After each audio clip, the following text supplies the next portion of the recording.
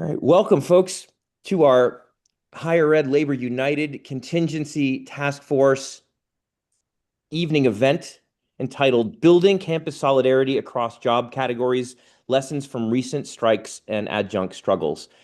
I am briefly your facilitator and host here, or I should say I'm giving the introduction. My name is Joe Ramsey. I am the chair of the Contingency Task Force of Higher Ed Labor United. I am also a senior lecturer at UMass Boston in the Faculty Staff Union, which is along with our state affiliate, the Massachusetts Teachers Association, a member organization of HELU, Higher Ed Labor United. This evening, I have the honor to introduce a panel and an event that I'm very excited about. After I introduce the event, I will be handing the rest of the facilitation and the event moderation over to two of my great colleagues and comrades from the Contingency Task Force, Holly Clark from CUNY and Gregory Walmart from Temple University. Tonight's event here on Wednesday, July 30th, we are here for an urgent discussion, a strategic discussion of how we can build campus solidarity among faculty and other higher ed workers across job ranks in light of the severe threats we now face. How can we organize broadly to defend the most vulnerable members of our communities? How can we help people overcome isolation and fear, discovering new courage and power by connecting with others? How can we raise up the voices and needs of historically marginalized workers and students within the broader fight to defend higher ed? Tonight, we will be hearing, for starters, from four recent strike leaders from coast-to-coast unions representing faculty across ranks, tenure track, non-tenure track, and adjuncts, as well as staff and grad workers, as they sum up the essential lessons from those campaigns for the struggles ahead. What were the strategies that helped their unions to build strike capacity and take effective collective action? What were the obstacles and difficulties they faced and overcame or learned the hard way? How did they work to build support and solidarity across prevailing workplace divisions with diverse job categories as well as students and community members? What are the insights from their local efforts that point the way forward for the nationwide resistance we need today? As always with our contingency task force events, our main panel will be followed by open discussion. We've asked each speaker to go on for no more than 10 minutes, followed by 15 to 20 minutes of open discussion, and then by themed breakout rooms, of which I believe we have 8 set up for you. You'll be seeing those themes later. That breakout group will go for about 30 minutes, and after that, we will ask note takers to report back on some of the key ideas from the breakout room, and we will then have 15 to 20 minutes of discussion where people can synthesize and reflect on key lessons and talk a little bit about how you can get more involved in HELU if you're not already.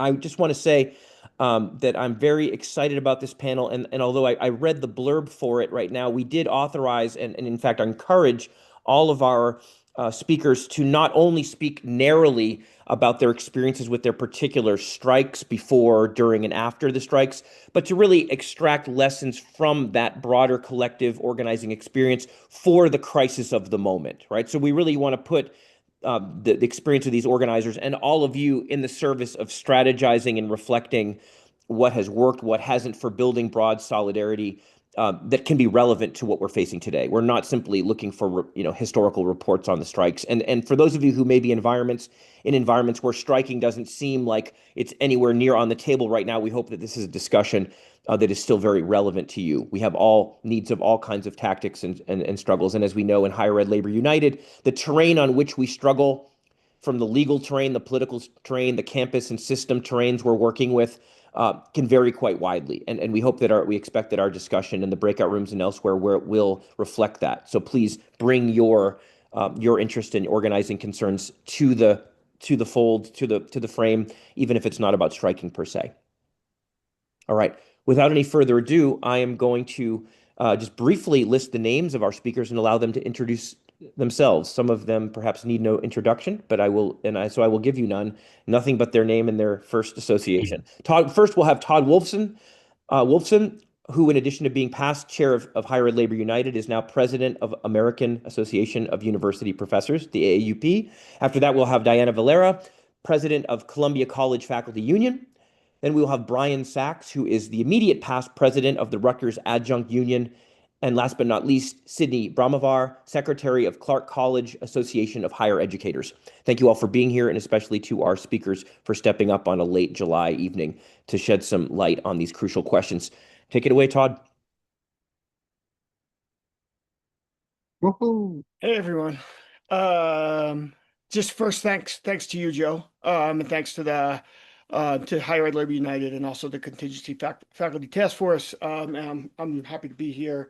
And I'm also really honored to be on the panel with Diana and with Brian and with Sydney. And I'll just say I think I'm hoping the Rucker story and Diana's story, they may hit very discordant notes, but nonetheless, we'll try to pull out what is helpful in these different situations. And also, I'll just say at the outset that the Rutgers strike in 2023, I don't think I would have made it through it with my mental stability or even any sort of brain without Brian. So Brian, I got to give you a shout out before I start. That was one of the hardest moments, and Brian was like a rock for me. So anyway, so I guess I just want to say, and we're at a Hulu event, so this is apt at the front end that obviously it's difficult in higher ed to organize across job category, extremely difficult.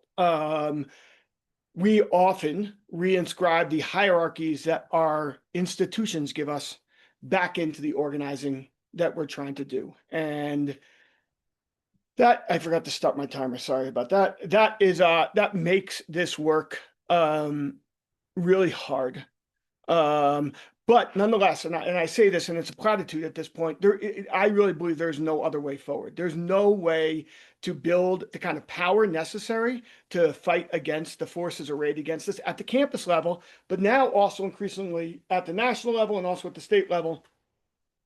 If we do not figure out how to build broader united fronts. And to me, there must be a united front of all workers and on our campuses. That united front of workers must align itself with students and then must be in alignment with the communities where we work and live. But that is friggin' hard to do. But there's no other way forward. So figuring out how to do that well, which I think is the point of this panel, and recognizing that it's going to be hard and uneven is the work in front of us. And so and I think Brian will probably talk about some of this as well, but I'll just say what I think is the prelude to our ability to hold between a 9 and 10,000 person strike in Rutgers, the largest or second largest public sector strike in the history of New Jersey, and across all academic workers. And to me, the prelude to this was the pandemic.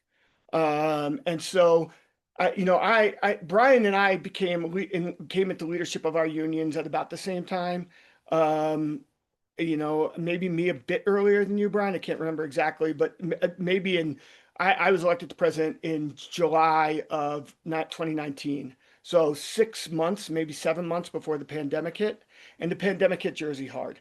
And it's important to note what Rutgers is structured like. Rutgers is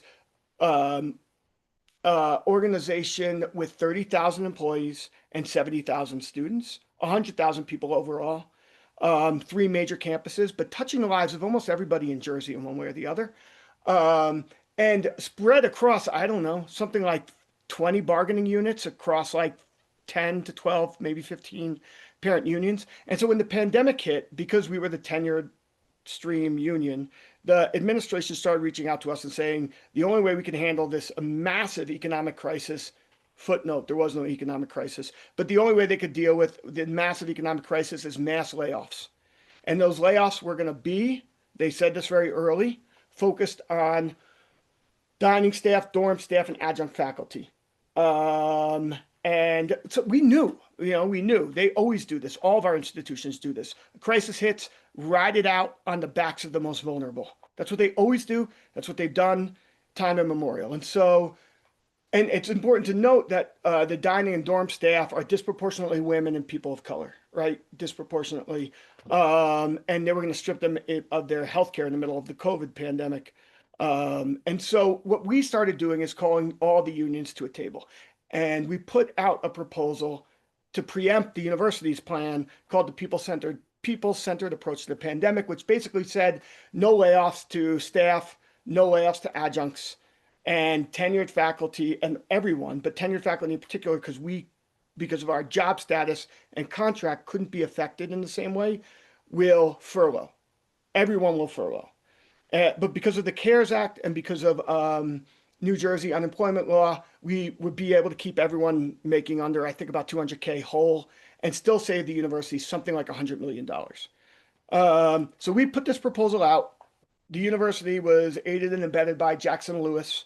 We negotiated for like 2 or 3 months, and lo and behold, they rejected the offer. They fired, I don't know, Brian, 1,200 adjuncts. That might be 400 adjuncts, 400, right? Yeah, We about lost four. 20%. Yeah, about 20% of adjuncts, and then we had like 2,400. So yeah, somewhere around there, around Yeah, 500. and maybe 2,000 staff. But we kept on it. We organized, we built pressure, and it was hard to do. You can't really do work actions in the first stages of the pandemic. So it was hard to do, but we figured we did car caravans, a lot of political pressure, a lot of media pressure. A new president was brought into Rutgers and he negotiated with us. And ultimately, we did get to a deal. Not as big of one, but we got a deal.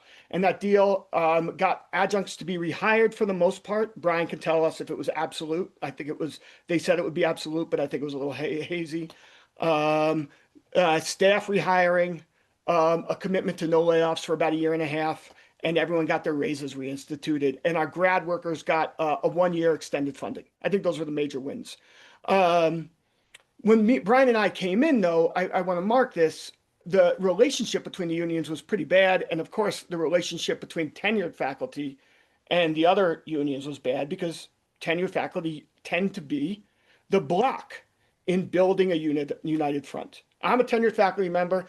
I'll say that directly. We tend to be the block, right?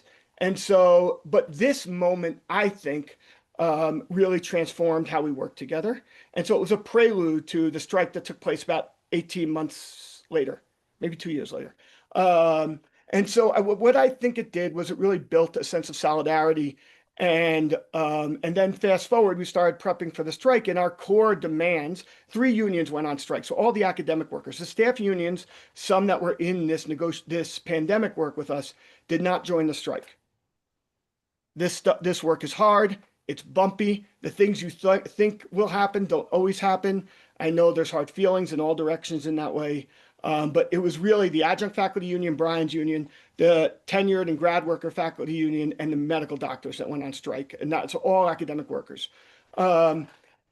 And our core demands were built on this sense of solidarity that we had built through the pandemic. And so we centered, and Brian can tell me if he doesn't see it this way, and I invite that, but I think our core goal was to center the most vulnerable in our units.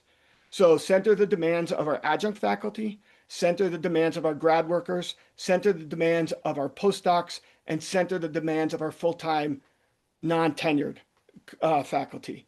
And build a campaign that centered those demands because we felt not only are all of us in an ecosystem together, and so everyone's job conditions ultimately interrelate, but also that we must center the most vulnerable if we're going to face the contradictions of the university. And the contradictions of the university, this is before Trump became president, the core contradictions in our assessment were contingency. And so we had to attack contingency. Minutes more. Sorry, Holly, Sorry. my time up? Sorry. No, you're fine. I'm just giving you the 2 minutes warning. Thank you. And so that's what we did. We ran a strike.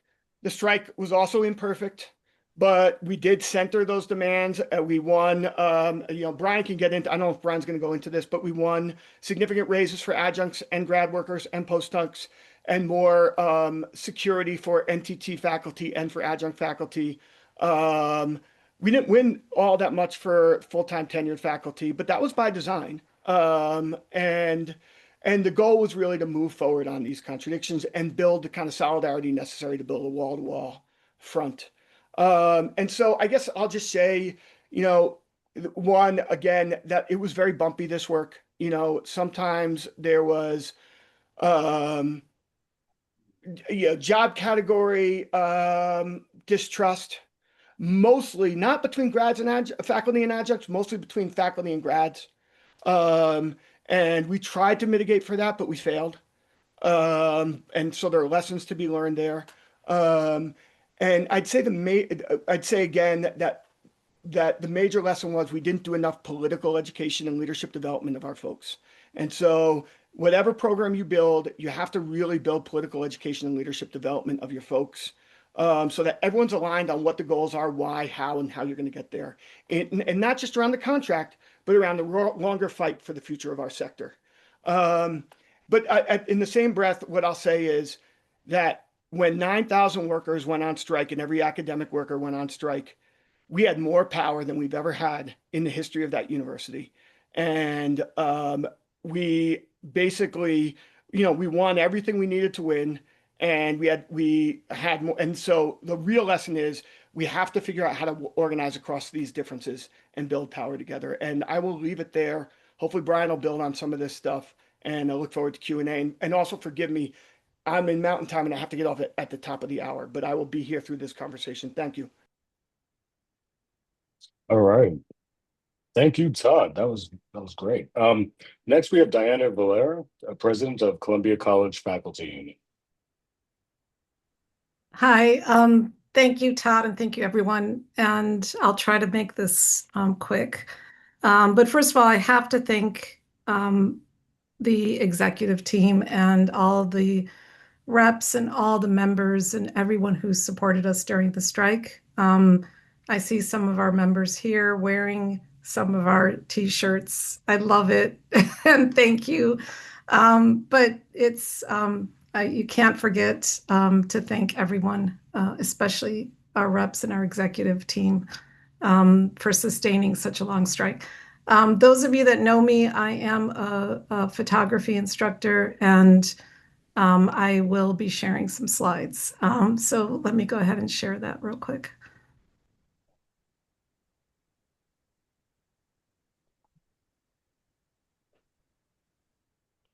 Okay, Columbia College, just quickly, for those of you that don't know, we are in Chicago, and that is relevant to our strike and some of the success of the strike. And we're an art school, we're a private school, and which is different than some of the organizing and some of the struggles we had to face. So Columbia Faculty Union, I think it's relevant to point out that we weren't always known as Columbia Faculty Union. In fact, that was an intentional change as part of building unity and trying to break some of the barriers around these divides on classification. So we changed our title to the Columbia Faculty Union. In fact, we do represent all the part-time faculty at the college, but it was also a message to unify everyone together that what we do and what we can accomplish hopefully will help all faculty and students at the institution. And so, we did go on strike in 2023. It was the longest U.S. strike for adjunct faculty. It was 49 days. And I, like Todd, will share some of the successes of that strike that I think are relevant certainly to what's happening today and some of the barriers. Okay. And just quickly, everything we did and the strength we had was really around, we centered everything around our principles. I'll get back to that because a lot of what we were able to sustain and the success of building solidarity was these shared principles and belonging and practices of transparency and collaboration and valuing our students. So I'll get into that in a few minutes. All right, so again, talking a little bit about those shared values. How are we able to accomplish the type of alliances that we built? It certainly didn't happen overnight. We've been building a lot of those alliances for several years. But the principles, again, these really guided us. So higher ed is a public good. having it be affordable, accessible.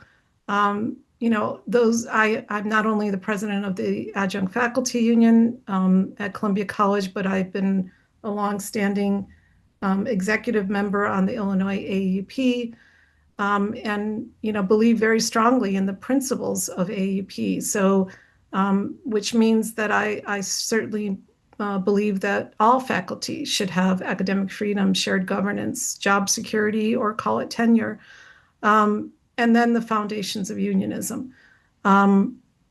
And belonging, which was, for us, very important in our bargaining strategies and attention to the most vulnerable, and educating everyone, including the administration, on why that would be a value to all of us. So I tried to point out some of the pre-strike at Columbia College that I think we're seeing similar strategies, certainly today on a national level. So, dismantling of academic programs, particularly slashing humanities, diminishing critical thinking. We saw the flow of resources to those already the highest paid on campus. Top-down decisions were being made quickly with no due process and no accountability. The spread of misinformation, many attempts to control media and messaging. Certainly attacks on unions. We are a private sector with deep pockets, and we certainly had an administration for far too long that disregarded union processes. They deployed that divide and conquer strategy, and they implemented a climate of fear. Quality of student education was plummeting. Much like Todd just explained, we experienced attacks on our faculty, the most marginalized faculty, but they certainly underestimated our faculty. The rising tuition, declining student resources, and I think, again, it's important to understand who we represent, the student body at Columbia College. Many of those are coming from the Black and Brown communities of Chicago. Many are first generation, hardworking families, and we are a Hispanic serving institution. I could say that we didn't have a genuine voice on decision making. I don't think faculty at all at Columbia have a voice on decision making, and no access to data or finances. So I'm going to go through this quickly because, again, like Joe pointed out, this is not a historical reference, but I wanted to point out some things that emphasize, what happened right before the strike. It's the elimination of courses, and it was at the same time bonuses going to those that are highest paid. And we kept asking these questions around and having conversations around how this would be consistent with a commitment to student learning, to belonging, and where is the equity.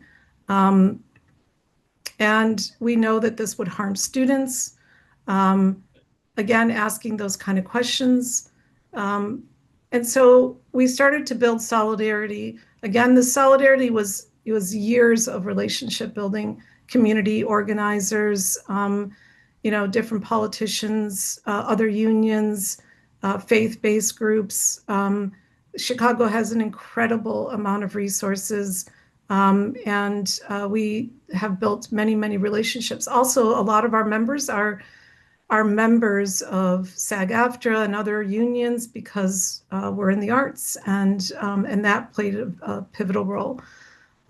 We also have a reputation. We've built a reputation around transparency and integrity, and we kept pointing out that and giving voice to our students, and we did that over and over, which led to the kind of engagement from our students, not just our faculty and staff and others, but really our students. And the students, they too were being had no information, and they welcomed these kind of conversations. Again, our members were seeing at the same time that kind of public support. And many of them just came out of the SAG-AFTRA strike. and then walked into our strike. So it was really the students and community more so than Morning. solidarity with the, thank you, with the faculty. I mean, I'm sorry, with the other faculty groups. So I'm going to go through this part quickly just to show you some visuals. We had strong support from our faculty, and that's evidence in the vote, both for the strike and after the strike. So, and of course, lots of support from our community organizers and other people in the area. We did things a little differently. Some of the things that I think were successful was that we did have open bargaining. And that transparency actually led to a lot of support from many of our community. We aligned with other unions, CTU being one of our strongest allies that supported us greatly on this strike. We reached a tentative agreement, and when we did, we had just as strong of a vote, and that speaks volumes after that kind of situation. So, I want to emphasize one of the things that we did was that it wasn't power not only through our actions, but through our approach to power. So we saw all too often that, certain groups were building power by power over instead of empowering. And so we did this through educating, through labor education, through many different education access that we had. So the barriers that we encountered, some of it was around this conception of power.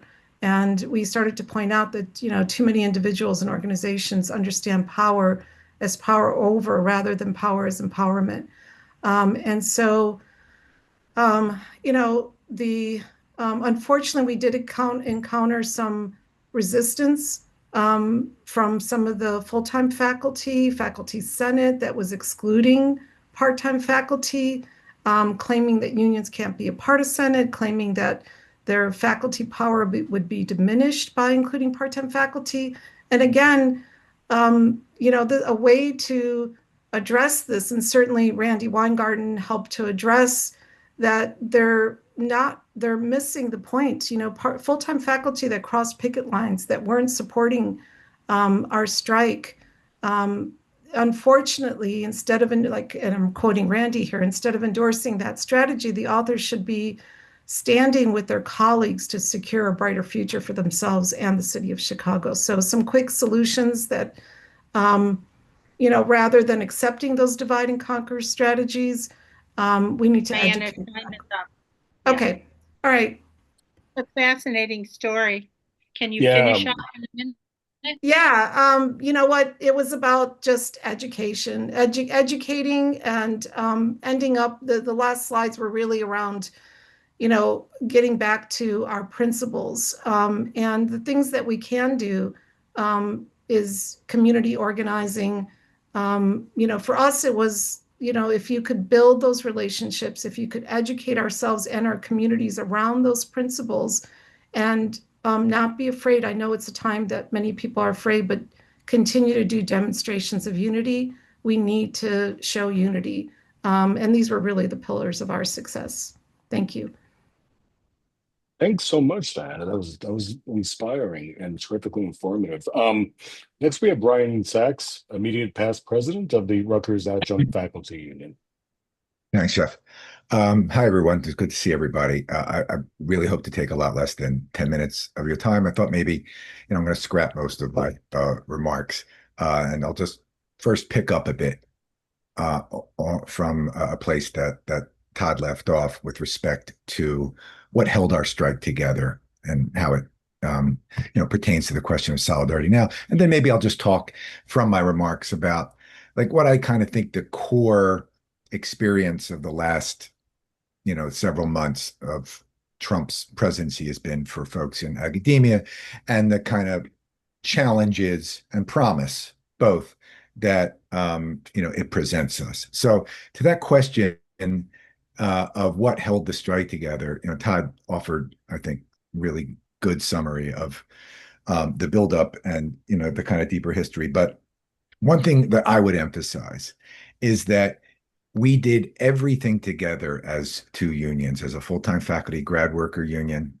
and an adjunct. We did everything together when it came to organizing and messaging pretty much for about 18 to 24 months. Before our strike, the year prior, we had tried to merge. And for those who know the story, I don't have to get into the great details, but for adjuncts, it was probably the most galvanizing event of all. Here were full-time faculty not only saying that they wanted us in their unit with us, but organizing with us to go ahead and do that.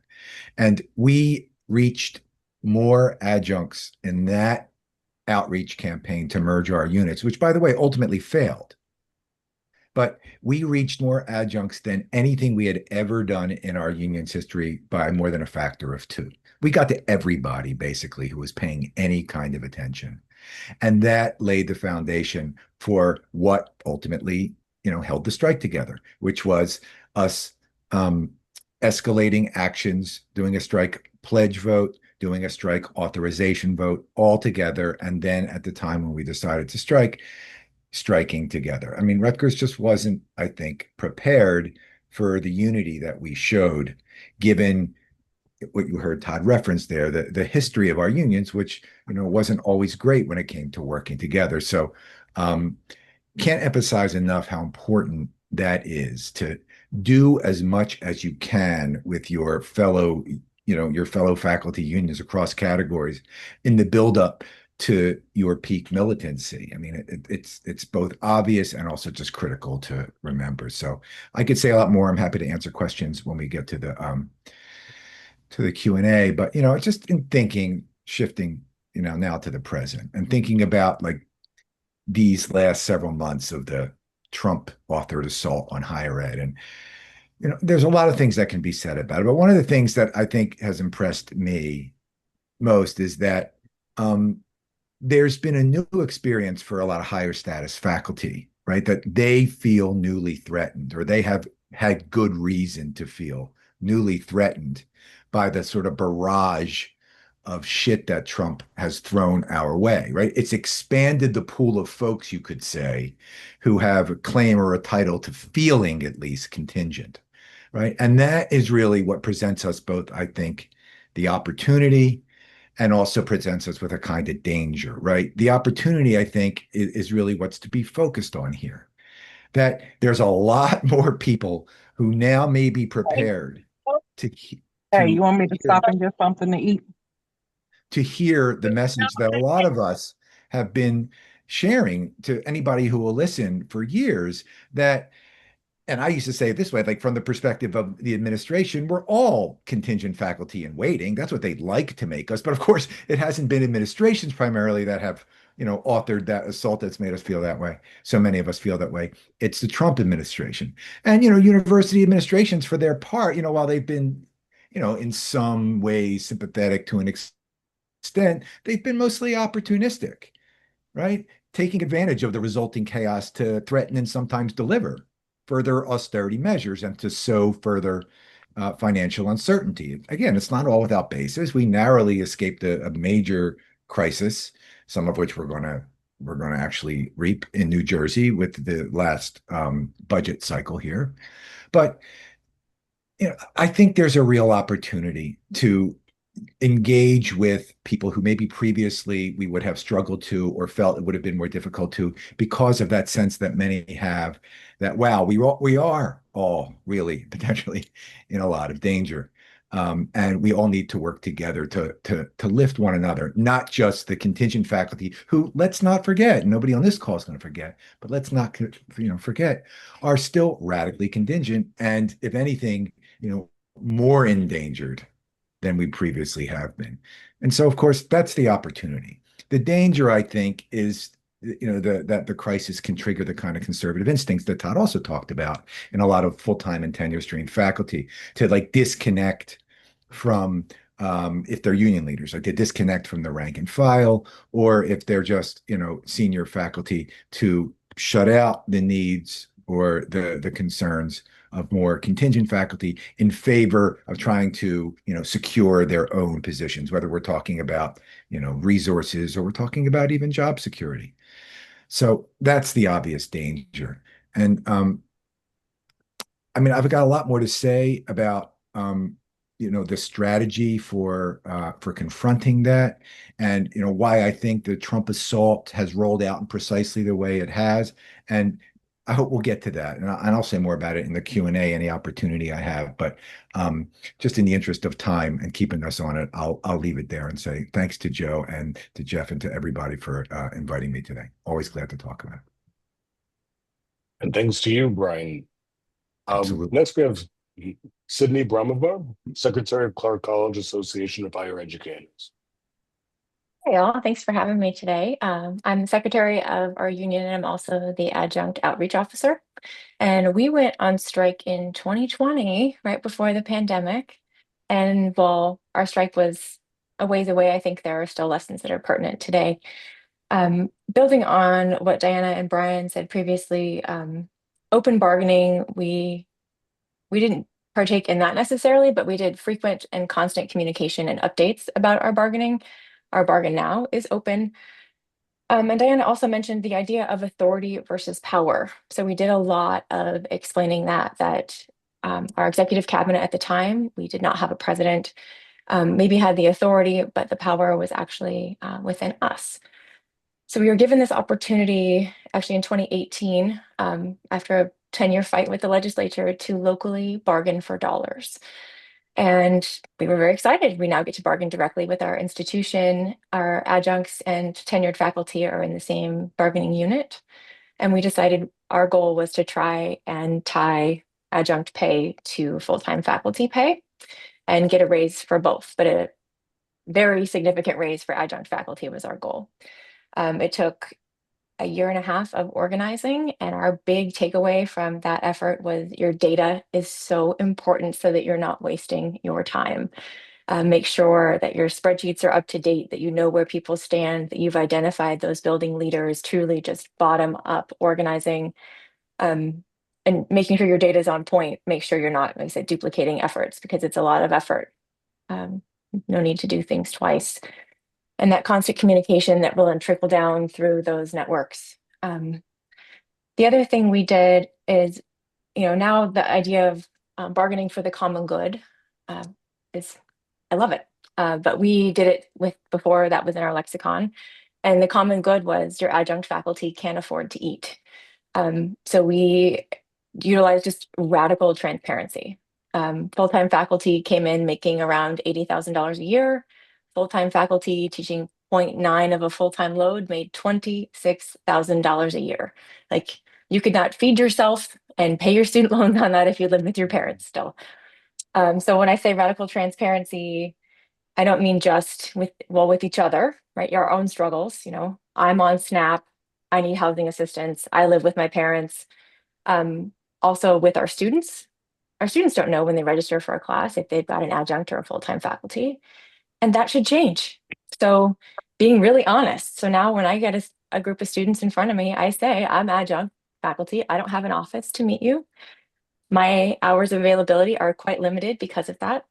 This is not by choice, but they all work part-time jobs generally. And that transparency with our students also helped gain their support when we went on strike. They were very invested. They were on the picket lines with us, a lot of them. And that's, I think a lot of us experience some trepidation, the idea of abandoning our students. And so having them on board and their support alleviated a lot of that tension. And the people that were hesitant to go on strike were then on board because their students were like, well, why aren't you fighting for everybody? This very wholesome involvement from our students. We were also very transparent with the newspaper. Our salaries are public. We're a public institution. So I think I was the one they quoted because I didn't have any shame. I think, the powers that be, the people with the authority thrive on our shame and our division. So I think a lot of us adjuncts want to be respected and seen as full-time faculty and therefore kind of hide these disparities when really they're the ones that need to be feeling the shame. I'm not the one exploiting people, they are. So we did a lot of going to executive council meetings where I would just say, this is what I make, this is what I teach. You're no better than the Walton family. You know, half of your faculty qualify for food stamps. Do you feel no shame? And eventually we would, identify those, maybe not the final decision maker, but those that could pressure that decision maker. So we marched to our executive cabinet members' homes and stood outside. We had support from other local unions, the IBEW, the longshoremen. It says a lot to have longshoremen at the back with their arms crossed, pretty pissed off in your executive council meetings. It also helped that we were in the middle of a presidential search. And when we did finally go out on strike, they were interviewing candidates and we ratcheted things up quick because nobody wants to be on a picket line longer than you need to. So again, just no shame in what we were doing. We were demanding what we were worth.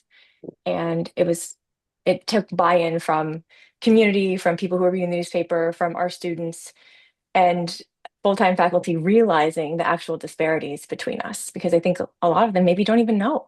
You think, oh, they're an adjunct, it's fine. But hearing, that a bunch of their colleagues are going to the food pantry is, it's shameful if you're okay with that, I think. So having that whole coalition and not shaming anybody, just turning the shame back on those people with authority that made those poor decisions was a big thing. And so going on that strike and winning what we did get pay parity. We linked that pay. Our full-time faculty got their raises. We probably got the president we didn't want because we did cause quite a ruckus during those interviews. But we're dealing with that problem now. And having that strength took us into COVID with the ability to bargain for really strong MOUs for our faculty. And we were able to raise money from full-time faculty for stipends or just grants we gave to adjunct faculty when they lost courses during COVID. And so a lot of that strength took us, through that awful time period. And I think a lot of those lessons can be utilized now to build strength during this awful time period. And to think that you are bargaining for the common good. And the common good might be that your adjuncts can't eat. The common good can be you. You're part of that community. It doesn't have to be for external forces necessarily. So yeah, that's kind of our lessons in a nutshell. And thanks for having me. Thank you so much, Sydney. That was, again, another inspiring talk, and all four was like so informative and inspiring. And I think food for a lot of thought, and for, I would imagine, a lot of comments and questions that you might have. So what we're going to do is we're going to open us up for 15-20 minutes to field for the panelists to field any questions or comments you might have. We're going to use the stack system. So if you have a question, to ensure that everyone is called upon in the order that they asked to be called upon, and so if you guys know, you just you write in stack in the chat, right? When you have a question, and then Holly will call upon you and for you to say what you're going to say. All right, so Holly, you take it from there. Great. So the first hand I saw is Rick Baum and then Joe Barry. And if anybody else wants to make a comment or a question, just put the word stack in the chat. Rick? Okay, thanks. This is more directed at the people at Rutgers. I would be very interested to know why the struggle at Rutgers focused on the most vulnerable. And the reason is, I think they should. I think that should go without saying, that all unions should focus on the most vulnerable of their members. However, many of us belong to unions that focus and prioritize the needs and interests of the least vulnerable, the tenure track people, the people making the most money. And I guess I want to know, were the adjuncts at Rutgers really well organized? And do they exert pressure? I mean, if they were well organized, that in itself would be good to know how they managed to do that. But were they well organized? Did they exert pressure? And I assume there's a lot of resistance to focusing on the needs and interests of the most vulnerable. So how is that resistance overcome? At least that's what I would experience where I work. So I know there's a lot, but I'd be really curious to hear your responses. Thank you. Can I start, Todd? Please do, Brian. Go. Wait, so what we're going to do is take three questions or comments and then open it up to the panel. Okay, So no problem. the next is Joe Barry. Hi, nice to see And then Joe Ramsey. nice to see familiar faces. Thank you very much to everybody for organizing this. I have a couple of questions. One is nobody, after Todd mentioned the pre-strike coalition work at Rutgers, nobody else mentioned the existence or what or their activity of the non-academic, non-teaching people. And I know that in all those places that I know about, I don't know about the last one directly, but I know in other places people are organized and have unions. Uh, and so I would like it, I would love it. I mean, the whole idea of HELU is wall to wall and coast to coast, that faculty and academics are not enough to win what we need to win ultimately, especially on a national level. And uh, we contingent faculty tend to think of ourselves as the most oppressed of any possible human beings, but we are not. In fact, there's a lot of people worse off than us. And which doesn't mean we shouldn't fight for ourselves. Don't get me wrong. So I would ask all of people to talk about what about the staff and their reactions, attempts or non-attempts to gain solidarity, their activities during these struggles, uh, uh, and the degree of organization that they have, and all anything having to do with that. Because not to be speaking from the mountain at all, this is one of the key problems of HELU nationally right now. We don't even have a member of the steering committee from the blue collar staff group. We have a spot, but we don't have, and we have very few unions that represent staff as members, full members of HELU right now. And that's got to change if we're going to win.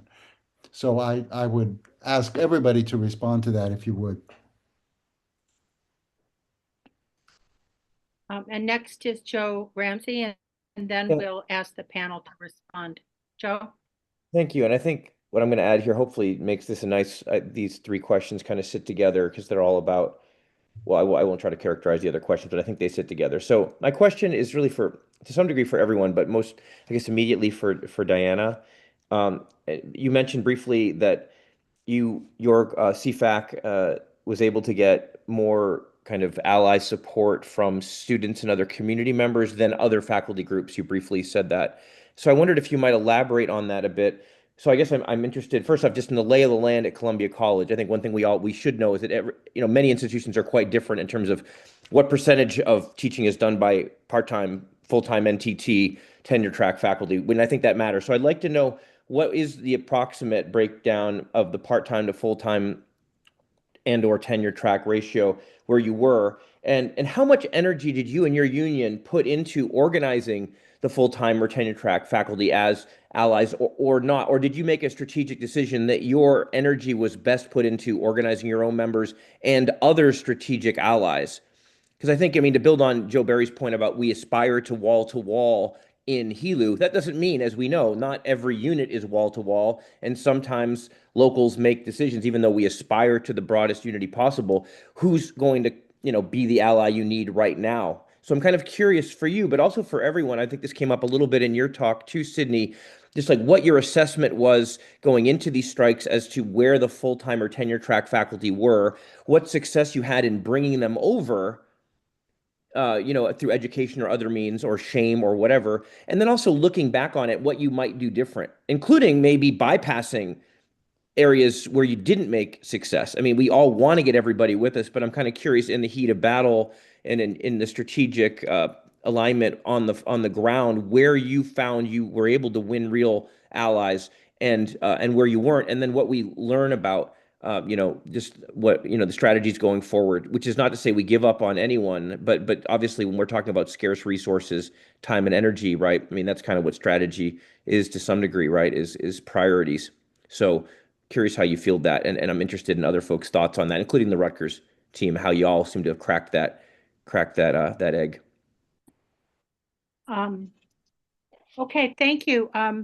I won't forget, after, I'd like to turn it over to the panel for responses, and then we have two people on stack from the chat, David Milroy and Lynn Turner. Do you want me to go, So Holly? to the panel. Yeah, Yeah, sure. sure. Just again, I'll respond to the first of the questions about from Rick about whether or not like the adjuncts are really well organized. How do we do it? Right? Were we really, and we were well organized, but we didn't start that way. And I don't think it was like our being extremely well organized by the end that really was responsible for being in such close alignment with full-time faculty. Man, I think it was a combination of factors. I mean, one of which was that the full-time unit at Rutgers was undergoing its own transformation that had begun cycles previous, from a kind of more business union to one that was more social justice centered. It also had very strong and progressive leaders who, like adjunct leaders, were aware of the history of our two locals. And that awareness of that history was something that was like an agent itself, if you will, in bringing us closer together. We all wanted to make a break from the injustices of the past. And so I think, I could say a lot more, but just to, really put a bow on it, that we were able to make about 20 years of gains, of salary gains in 4 years. I mean, we did the math, and we basically, where we usually get 10 or $11 million in raises over a 4-year period. When you added it all up this time, it was about 55 million for adjuncts. And that was because of our awareness of the historical injustice that adjuncts at Rutgers had faced. We were once pretty close to parity with our NTT colleagues. That broke about a decade prior. And it was because all of us were aware of that history, as I'm saying, and we had the right leaders in the full-time faculty unit, that we were able to forge that close personal connection too. The leaders worked very closely with one another and came to, like each other. That helps. You don't need that, but we had it. So that I think was what was primarily responsible. And that was what I think gave adjuncts the heart, really, and gave us the drive that we may otherwise have lacked to really organize ourselves into a force. We knew there was something to really be won if we did. And so we did. I'll pick up on that. I know there's a question for Diane on the table to speak to from Joe Ramsey, but what Brian said, I'm in complete agreement with. I'll add one other thing, was that in the run-up to our contract campaign, which became our strike, I think we also felt like we had to take on, and I said this earlier, but we had to take on the core contradictions in higher ed. And one of the core contradictions is contingency, right? It's not the only one, but it is one of the core contradictions we're facing. I think another critical one is student debt and tuition. And so we recognize that if we are going to actually transform the university in the long term, we have to take on some of its most nefarious addictions. And one of its most nefarious addictions is short-term contracts, complete control over the faculty, which will, as a tenured faculty member, and I don't actually feel this, but it does also impact tenured faculty, right? If we're talking to the lowest common denominators of our tenured stream faculty, that's part of the story, right? You have to tell them. But the bigger story is if we're actually going to transform the university into the kind of institution we want, and as a prelude to changing society, then you have to take on the core contradictions, and contingency is one of them, which is, Brian and I talked about quite a bit going into the campaign. So it wasn't only the moral question of the most vulnerable, it was the political and strategic question of how do you break the university? And you got to go after the things like contingency to go after the heart of the problem of the university. So I think that was also on the table.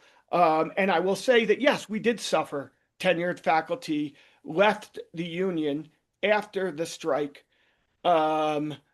Primarily STEM faculty who are now rejoining because of our fights around NIH and NSF, but left in streams because they said we lifted the salaries of postdocs and grads too much for their labs, right? And so, and even though we won as part of our strike, we won a commitment from the university that the delta between what they budgeted as a raise and what we won as a raise was covered by the university. We won that.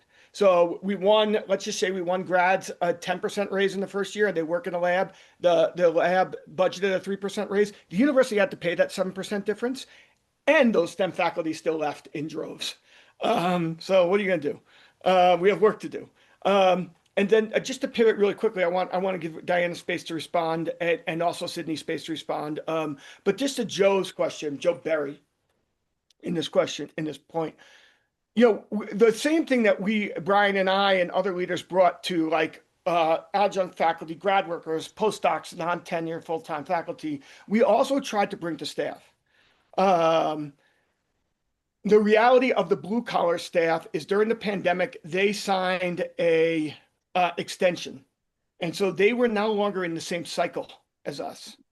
But the professional staff, who I am close with the leadership with, and that many of the healthcare staff were in the same cycle as us and did also reap benefits off the sacrifices we all collectively made during the pandemic and still didn't strike with us.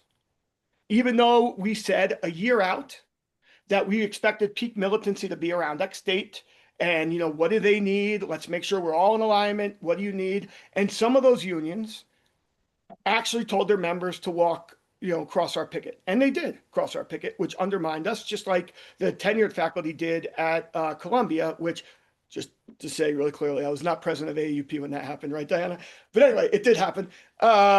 And so we have more work to do. And I think that's a failing of Rutgers faculty unions to do better building with staff. There's more work to do.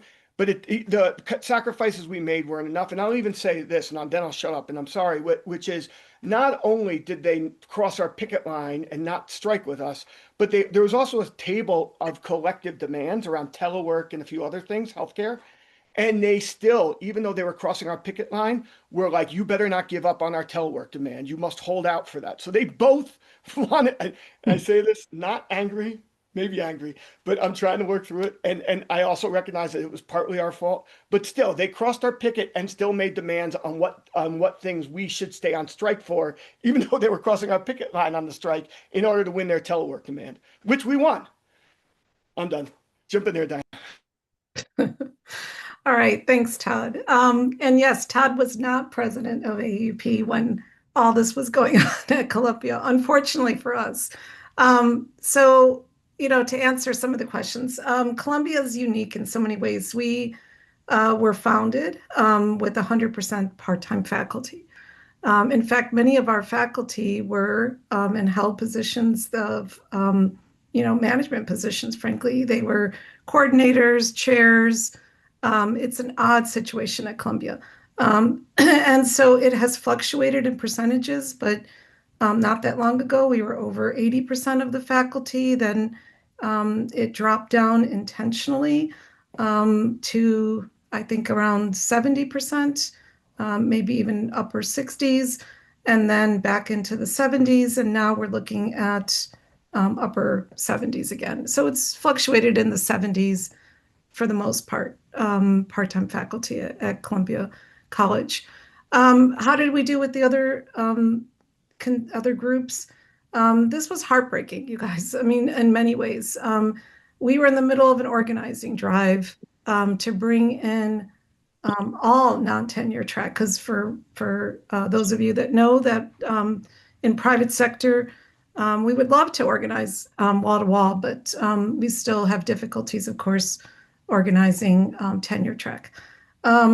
So we were in the middle of organizing all non-tenure track into our bargaining unit, card drives being signed, everything was happening same time the affiliation happens with AUP. Unfortunately, the consequences of that was harmful to our unit, and we're still recovering from some of that.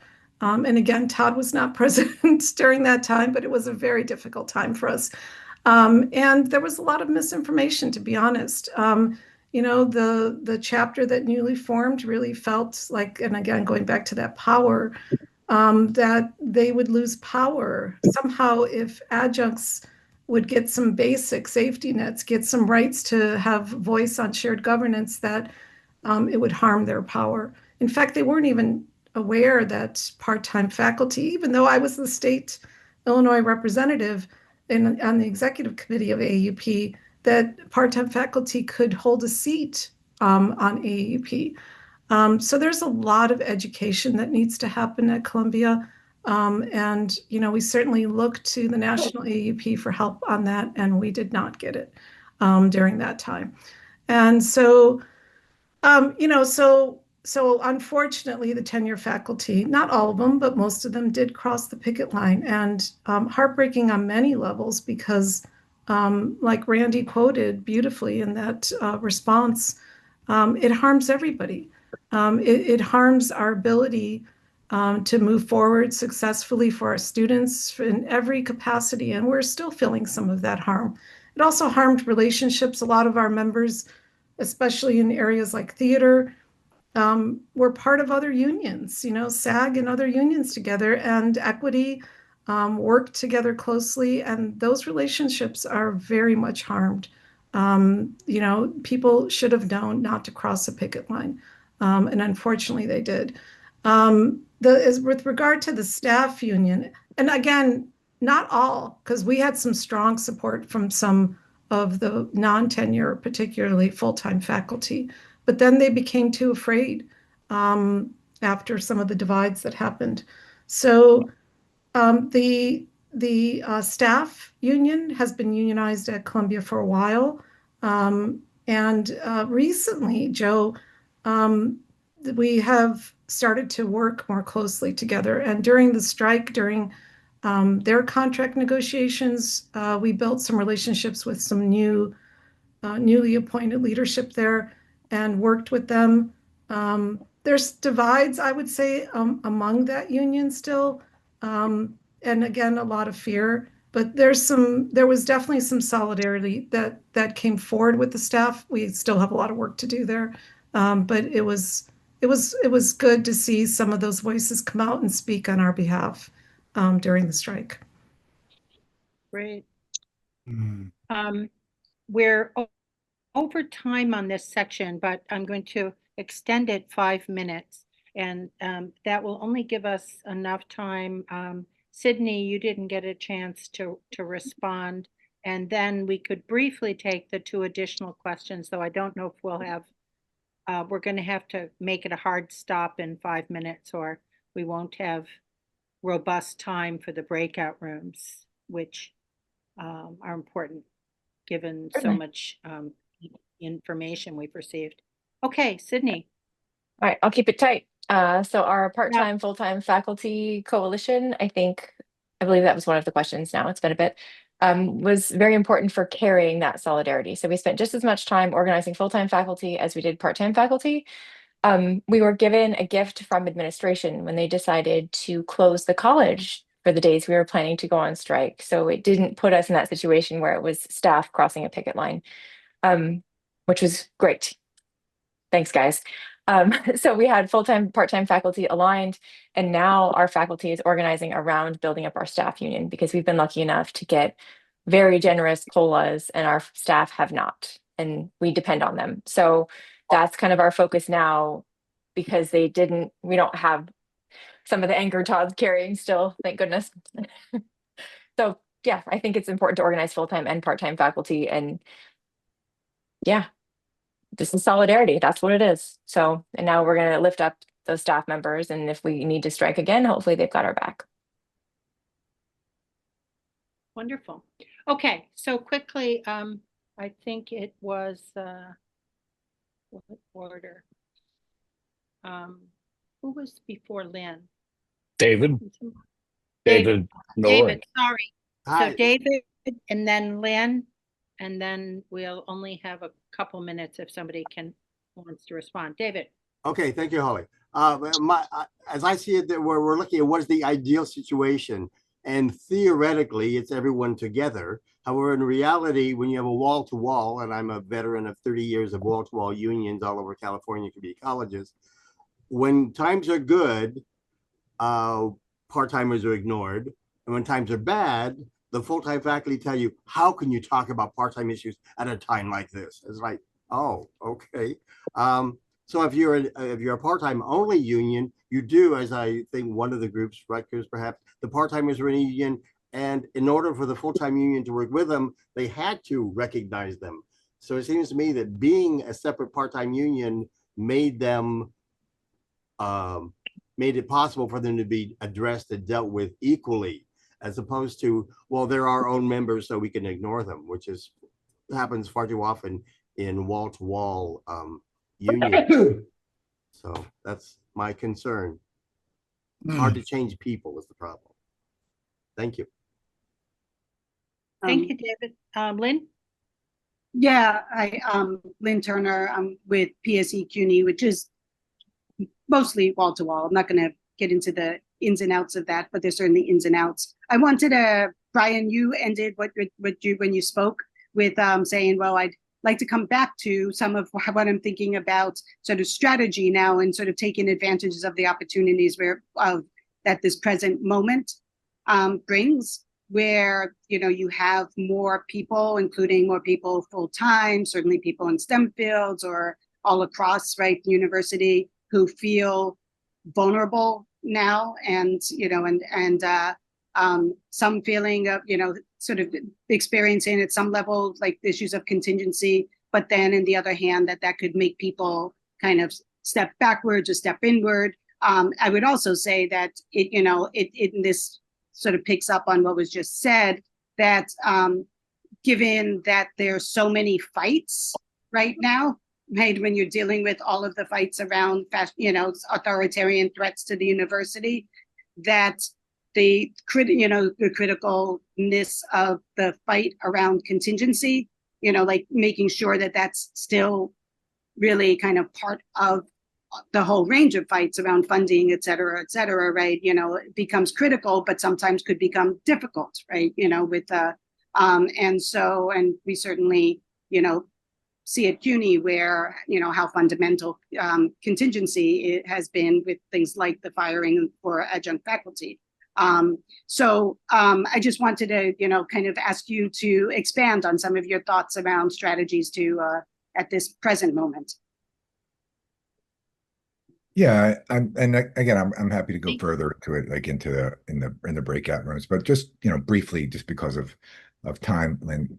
I was thinking about the timing, as sure a lot of us were, of Trump's assault, right? The freezing of federal funding for science and health research, which comes immediately in the first week, quickly followed by targeting of supposed DEI related grants, right, done really haphazardly, without any care. I mean, not surprisingly, of course. Then the NIH cuts, right, and only after all of that, the 400 million that was withheld from Columbia, due to their alleged inaction and alleged rampant anti-Semitism, followed by the really horrifying assault on international workers and students. I just think that the timing of the way this was done poses challenges, because the way that it sets up is, you could imagine the most formerly secure faculty who's seeing their jobs and their careers threatened through funding, if they're concerned enough, perhaps working with their administrations or through their administrations to seek out deals or seek out peace with the administration, that could mean sacrificing some of the interests of those who are very invested in campus speech and campus activism, and also, of course, very invested in making sure that our universities retain international students and such. I'm not saying that that's happening, right? But I mean, we see that like the Columbia administration and the Harvard top administration basically agree with Trump, frankly, about the campus environment in ways. At least I've been very upset to see that there's a lot of agreement there, and that they just won't challenge the Trump administration on the campus environment. And so I think that that's a worry, Lynn, but it also is an opportunity to align very closely with other vulnerable, threatened workers and students on campus to really build stronger solidarity than we've had in the past with those groups. So that's the outline of it. Well, thank you all. I mean, the speakers and the commentary and the questions pointed and relevant, such a rich discussion. We're now going to take that discussion forward into breakout rooms, which Gregory is passing the facilitator hat to me. One is contingency, censorship, and control. Room 2 is bridging the divide. Room 3 is from anger to action. Room 4 is bargaining for the many. Room 5 is mobilizing tenure track allies. Room 6 is convincing our unions to prioritize equity. Room 7 is crossing campus divides. And room 8 is lessons to learn. And I think there are longer descriptions in the doc in the chat. So let's start some report backs from the different sessions. And I'm going to start with group 2. Okay, is that I assume my and group? All there, huh? Yeah, I see what you was did I there. was assuming that I would be Wait, down the line hold here. on a second. We'll have a couple, just for format, we'll have a couple minutes of report backs from each of the groups, and then the remaining time to talk about what we learned and lessons. Joe, do we only go till 8? Could we go till 8:10 at least? The open secret of CTF events is that usually we do go a bit over, and then the real hot conversation happens after we're formally done. Exactly, that's when shit So I goes think we down. can at least, without presuming, I mean, obviously I don't want anyone to miss dinner, but I think we could probably go 8. We didn't start till 8:05. I think we could probably go 8:15. Okay, And then Should I and then make- then formally Joe, adjourn. Adrenaline. Should I Okay. make you or Holly host just so that you're in control of when this ends? Could you? Yeah, Sure. maybe both of us would be great, or Greg, Holly. It won't let me do co-hosts for some reason, so I have to pick. Okay. Okay. So why don't you pick Joe, or you can pick me. Joe might Pick have me, and then to I'll make leave. them co-hosts. I don't think there's a Okay, co-host great. availability Oh, the there way is this no is set function. up. Oh, okay. Okay. Well, I'll Yeah. take Make Yeah, I'm not good Gregory enough, is that it? and make Gregory Give it the to Greg. host. Give it I'll to make Greg. Gregory Give it to Yeah, I'm just co-host. kidding. I don't wanna Sorry, be co-host. everybody, for the confusion. This is a good Okay. exercise I in get letting the go.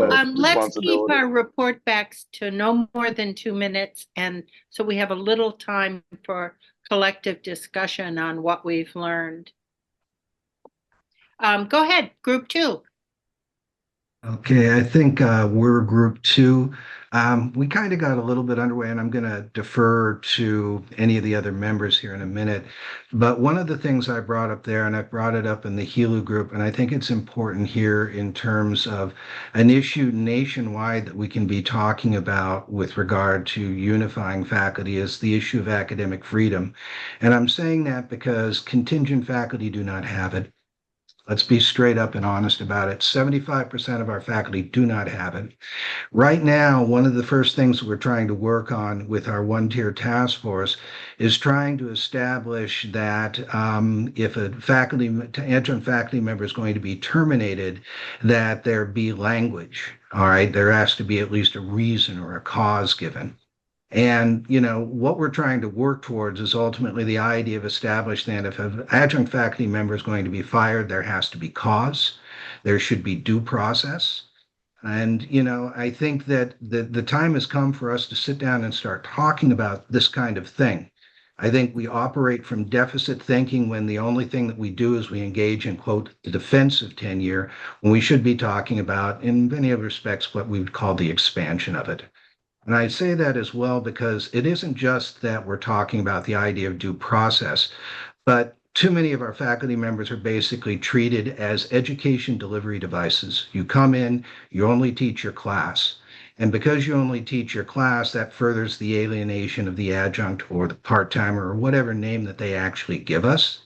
So what we really need to do is we need to start basically carving in places where we can be participatively involved. And as I talked about here, one of the things that we're finding with the work that we're doing in the one-tier task force in both CFT and CTA is, having this discussion that many full-time faculty, just because of the paucity of many folks in their department, are overloaded with additional work, particularly with participatory governance.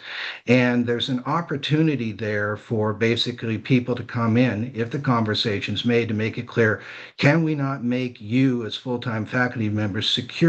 Can we not ease your work by you turning around and empowering us so that we can stand together?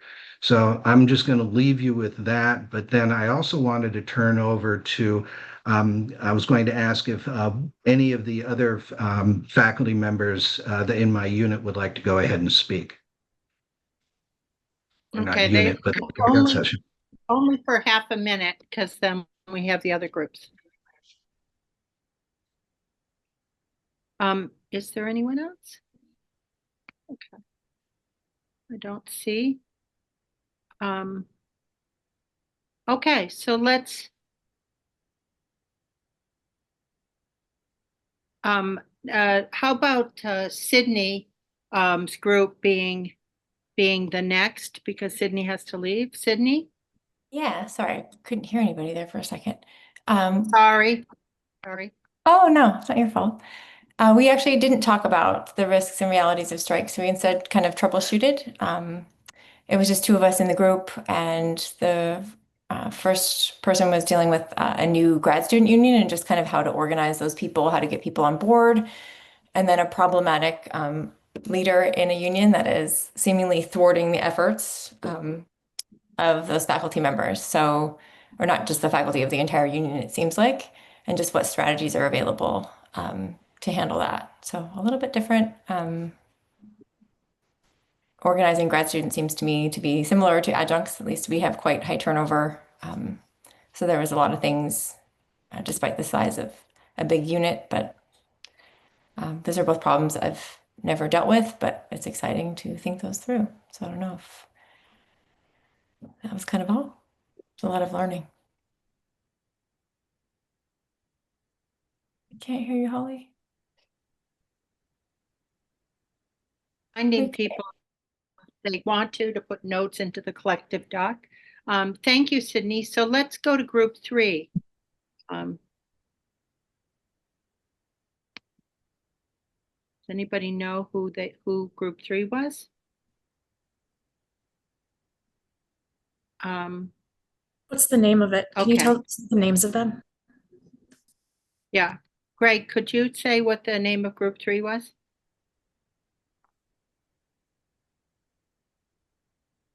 From anger to action, channeling adjunct frustration. Okay.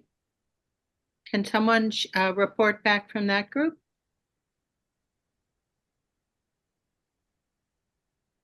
Sorry, that was just Faith and me. It's Taylor Dalrymple. We were just talking, since it was just the two of us. We were mostly talking about how to engage adjunct faculty around issues of bargaining and how to interest them in what's going on at the table, but really also how to organize them into kind of separate support groups that they can feel like their voices are being heard.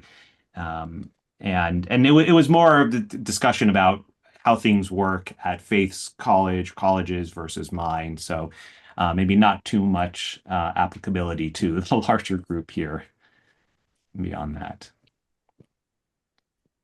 Well, I'm sure all experience is useful to the larger group, because we have such a diversity. But thank you. So the next one is bargaining for the many, advancing solidarity at the negotiating table. Greg? Yeah, that had nothing to do with actually with the nature of the conversation. We actually, you know, like just for the record, but actually, it was just me and Alex, who's a staff member and graduate student, who's writing on unions in higher education at the University of Nebraska Lincoln, and a fascinating conversation about the challenges of actually, like, you know, when you're not a part of a bargaining unit, becoming one, right? And how like these obstacles with respect to state law, with respect to your particular standing, like, you know, as let's say a staff member versus being a faculty member versus being a graduate student, even though Alex teaches, right? So it's like, what exactly are you? And you know, ultimately, it's like it's that identity which gives you the fewest rights. It's probably becomes predominant, right? And the thing is that it's and maybe I was expressing a certain kind of hopeful, maybe naive optimism that that there'll be another big blue wave that maybe where you'll have people, pro-union people coming into in. Valerie doesn't seem to think so. I like to, you know, I like to dream. I like to, you know, but like, and also actually the place of Helu, that like, because I've always thought it would be a good idea for Helu to really cultivate the regional coalitions, right? And like, so somebody within, like Alex within Nebraska, where they're not organized, as opposed to University of Nebraska at Omaha, right? I'm sorry, Nebraska at Lincoln, that you know, organizing with them, you know, within a coalition there, and then maybe extending it to other states in the Midwest to allow for maybe kind of information sharing and mutual advocacy, right? And perhaps in a larger scheme, and this is where I think maybe Helu can help, because I think about in the context of Pennsylvania, maybe actually going to the Capitol and trying to influence the nature of the laws, right? That prevent groups like Alex's from collective bargaining, right? And so Alex, I don't know, since it was the two of us, like if you want to, if that was fair, or you know, it was fascinating though. It was really interesting, kind of thinking about the ground up and how getting to the point where you can, in fact, you know, like you know, like bargain to begin with, and then you know, before you even have those issues with solidarity and so forth. Yeah, I totally agree. It was a great conversation. And as a staff member who's very interested in helping other staff members and their precarity right now, the fear on campuses, it's a great conversation. And I'm interested to get more involved in Helu and kind of helping raise, you know, rising tide lifts all boats. Absolutely. Thank you. Maybe before we go, Greg, could you just say a word about how people can? I'm sorry, Holly, we didn't actually report from our group, where there was a No, I know. I just wanted. Oh, okay, I'm sorry. It had come up. That's all right. Okay, I'll wait on that. The question was getting more involved in Helu, but I thought it made sense to just sort of share a sentence or two about that. You know, I could follow up on, and then we'll go straight to Joe, right? Yeah. But I could follow up on what I was saying is that no, one thing I shared with Alex too is the inspiration of talking with people from throughout the country on and seeing different kind of ideas being expressed or different realities, right? Like I remember like talking with Evan Bowman, right, about how they own their intellectual property in university. I was like, you got to be shitting me, really? Because like, you know, I was going through negotiations at the time, and like we couldn't. That was just a given that that's not something we can bargain. Our, you know, the ownership of our syllabi, right? You know, like it's all temples, right? And that's one of those little things, right? But just kind of like, you know, being exposed to difference from your local, because it's easy to get our heads caught up in our asses with it, you know, like kind of like in you know, be within our whole, and it's Helu is such a fantastic platform for that, right? I found, and it just kind of events like this just like reinforce that idea and expand it, you know. So yeah.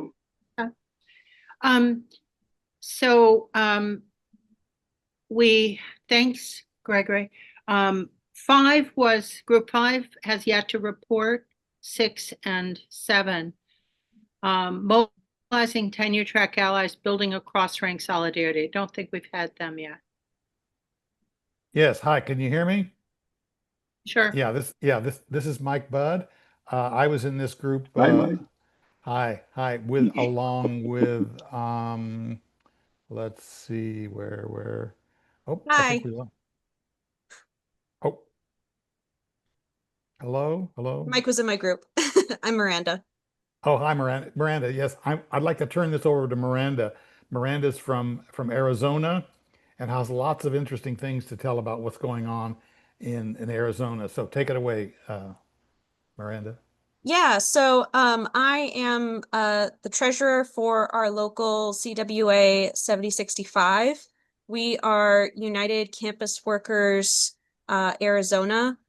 We represent students, staff, and faculty at all three of our state universities.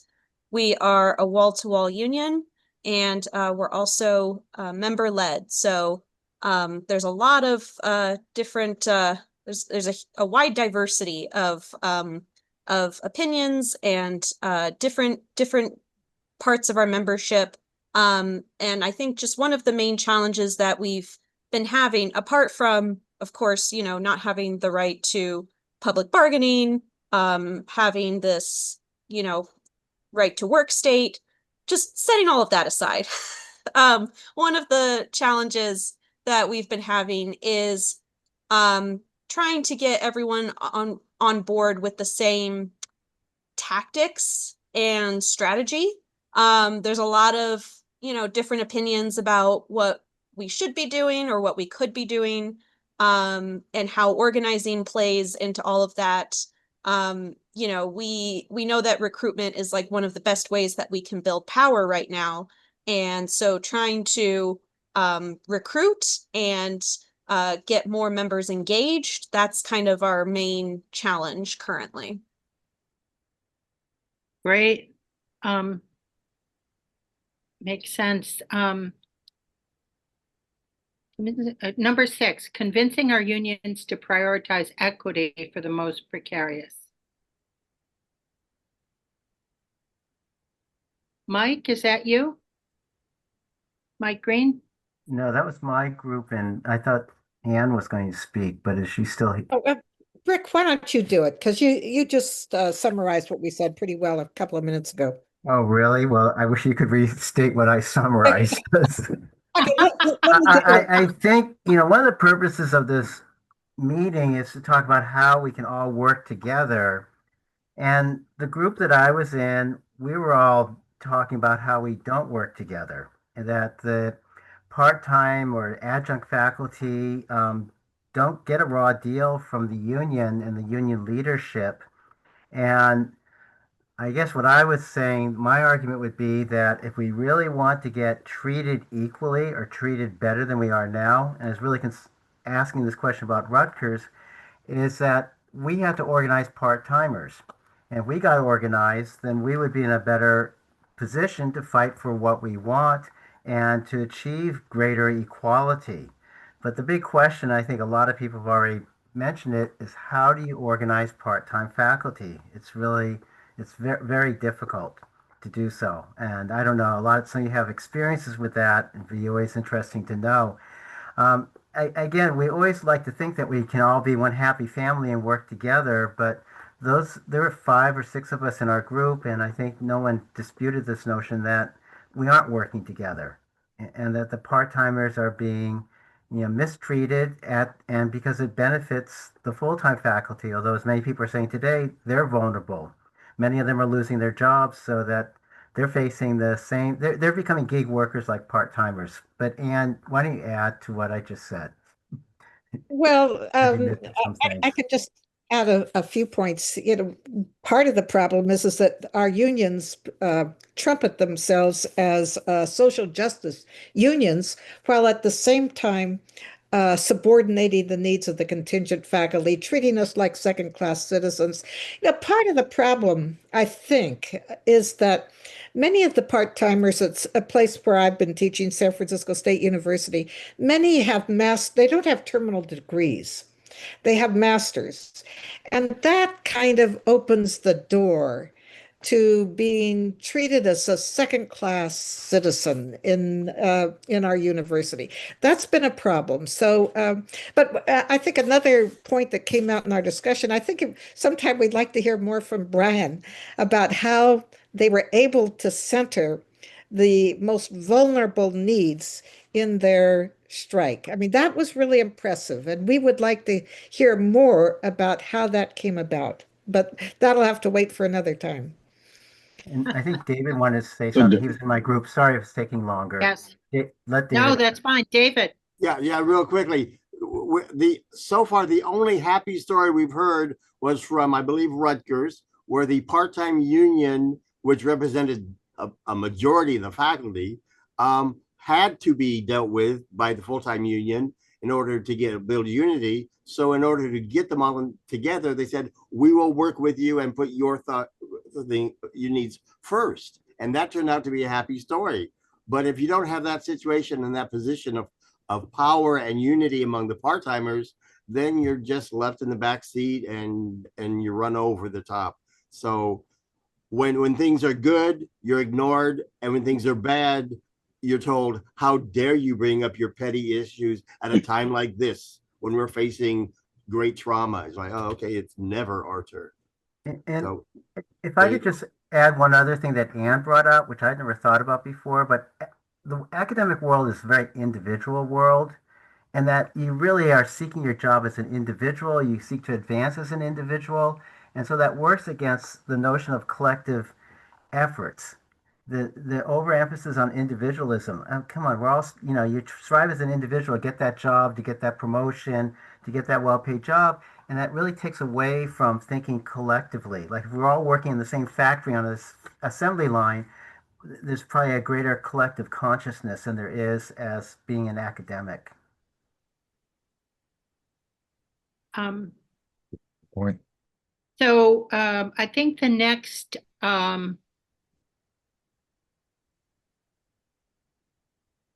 the mic workshop is number 7, Crossing the Campus Divide. But Brian, did you want to add a little something before we do that? No, I wanted to just respond to some of the questions about Rutgers, but no, no, I don't want to interrupt. Okay, so let's 7. Yeah, Holly, that's me, Diana, and Joe Barry, and we had Keegan and Susan and others in the group.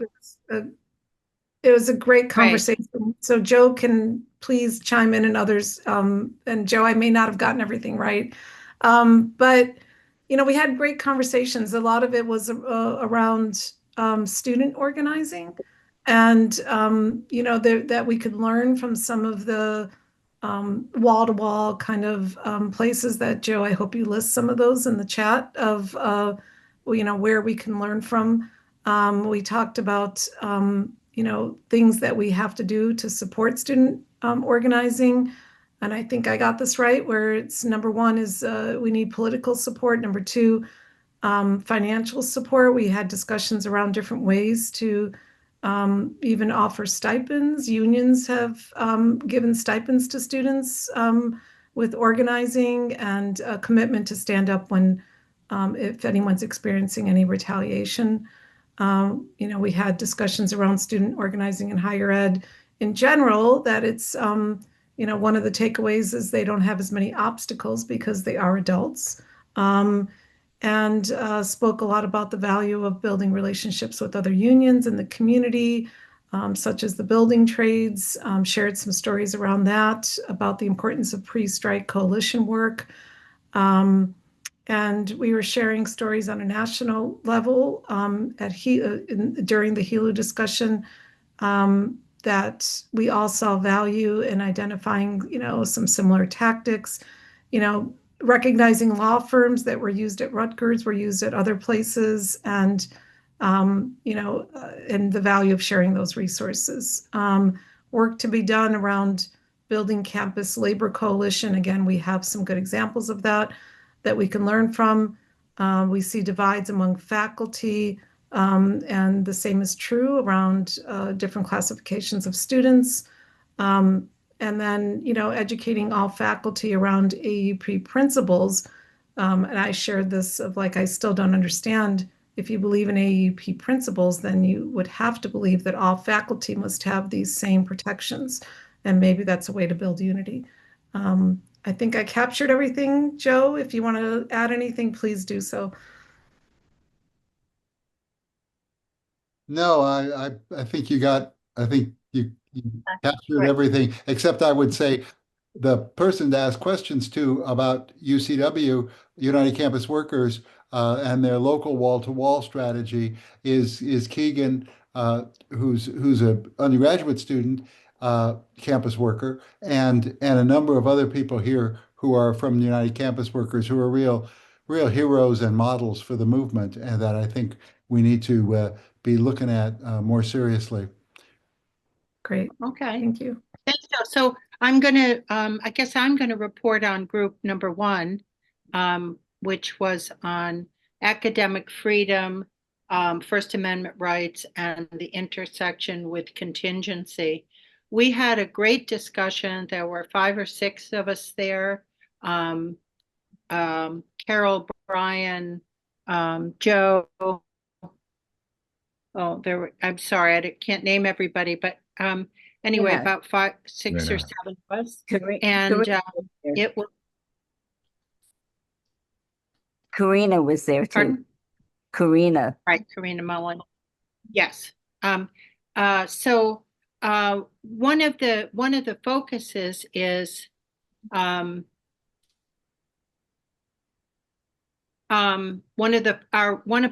there were a variety of focuses, but certainly the centerpiece of the way that anti-Semitism has been weaponized, and how that means that not only universities are caving to try to gain favor with Trump, but those who are most vulnerable among us are most vulnerable in this situation, including adjunct faculty who don't have academic freedom. Clearly, they have very little protection, and four of the adjunct faculty at the university that I teach, CUNY, were fired, and they were basically fired for their First Amendment rights and academic freedom around expressing their support for Palestine and opposition to the war in Gaza. So how do we make those connections? We did, as one of the speakers spoke to, it's a moment where others also feel vulnerable. So can we draw on that? We felt that this was at a centerpiece, that the contingency and lack of job security was in the center of them being able to, administrations and Trump being able to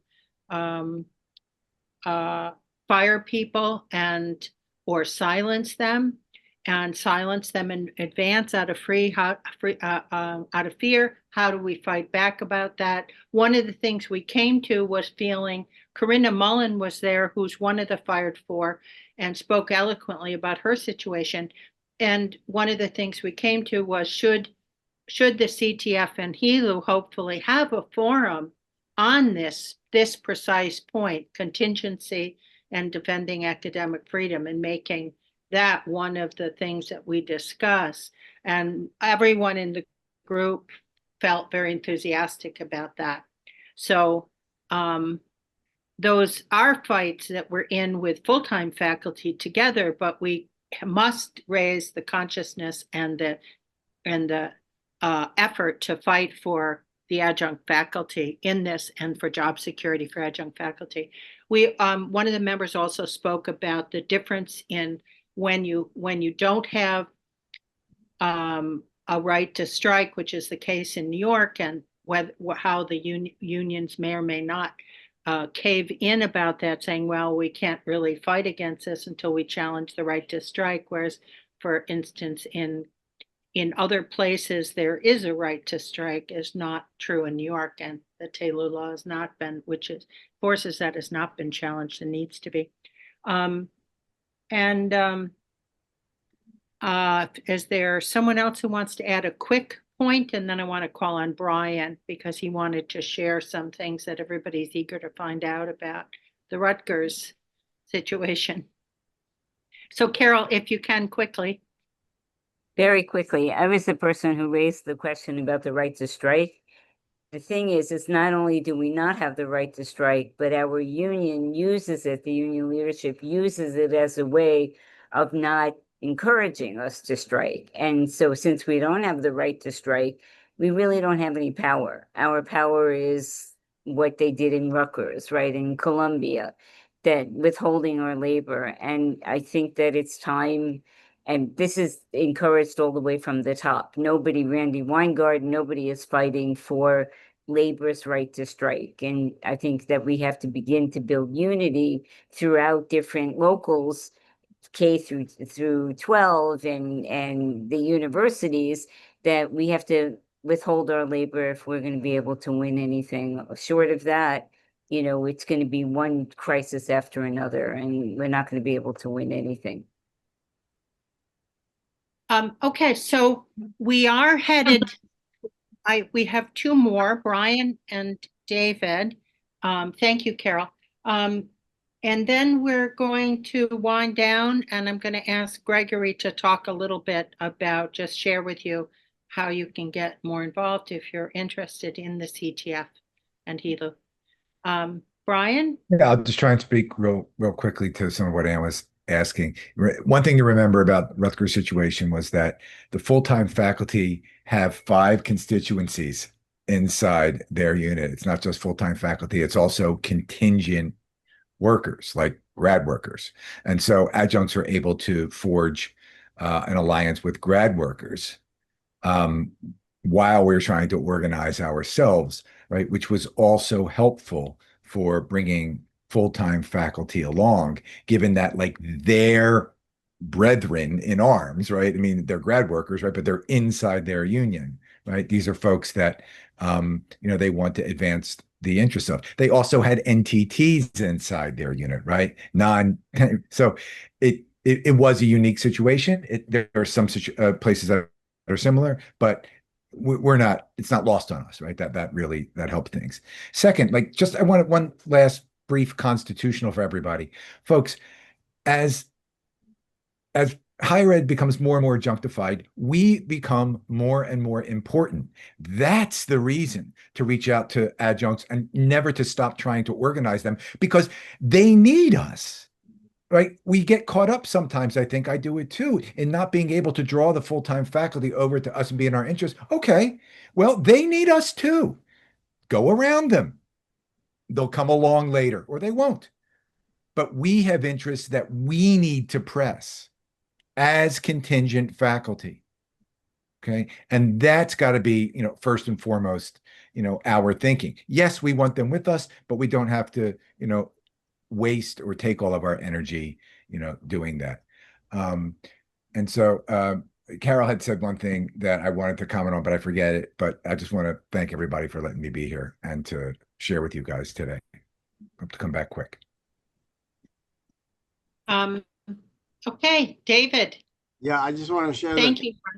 I'm in a very powerful union, and given all of the issues that part-time faculty brought up, parity pay, job security, everything that we've needed over the past 30 years, our very strong unions went on strike once about 30 years ago, and their great campaign was to make sure that they represented every employee in our district.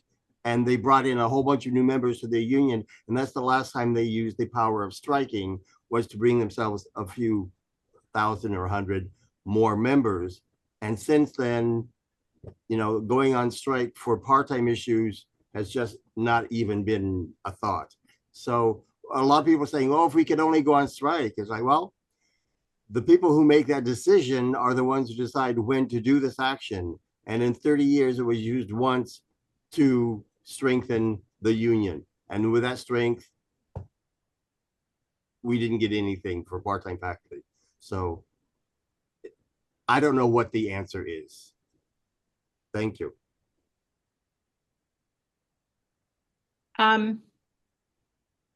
Okay, so Mike, we have to close actually. Can you make one quick point and then Gregory? Okay. I want to, on behalf of everybody, I want to give and those who organized it, Joe and Gregory and others who helped to get this going, and also the speakers for such inspiring and thought-provoking presentations, and I wish each of them could have been a half an hour long, because there's even more we want to find out, but hopefully this is a start. And I just want to thank everybody for a rich and thought-provoking experience. And Gregory, I'd like you to share a couple of words because people may be interested. Could you say something about how people I'll just say something. join? Well, I'll just say something very quickly. Like that, I was thinking about the intellectual vitality of this particular event, reflecting in like maybe one of those things that we don't talk about with respect to adjuncts or contingent labor, which is the fact that we're great scholars and we're thoughtful. Who are actually thoughtful about our own positions, right? So that and it's that kind of I guess. That vitality I find within the contingency task force, right? Especially the way Joe runs it. It's always inspiring. The fact that we have this event to begin with, right? It's like nothing else is in my experience at Helu. And it's not to kind of criticize the rest of Helu. I'm just saying if you're a contingent faculty, I really recommend, if you haven't already, to come to these meetings, because I do think that it's because of the nature of our position that we should be at the vanguard of higher education and activism in higher education, right? Not just in terms of like the things we're doing, but also the way we theorize about these things, right? There are people like Joe and Rick, of course, have published on this and are very inspiring along these lines. I feel as if this is a fantastic event and it embodies the best of Helu as I see it, right? And as the contingency task force does for me, right? And so now, if people would like to join the contingency task force, I recommend getting in touch with either Joe, right? Joe, could you put your email address I'm in right there? with you, brother. I just put it in the chat box. Oh, okay. There you go. And feel free to also reach out to anyone else you know is a CTF organizer leader, including Gregory and Holly or whoever was leading your breakout room. We'll also put how to join Helu information in the chat box momentarily. So that brings us to a close. I wish we could go on for another hour or two, because there's a lot of intelligence, insight, and stamina among us in this fight that we've been in for years. And we benefit by sharing it. Thank you all for coming, and I hope to see you in other events. And thank you, Diana and Brian. And thank you, Holly, for hosting, and Joe and everybody for the invitation. It's great to be here. Thank you. Yeah. And to all of you.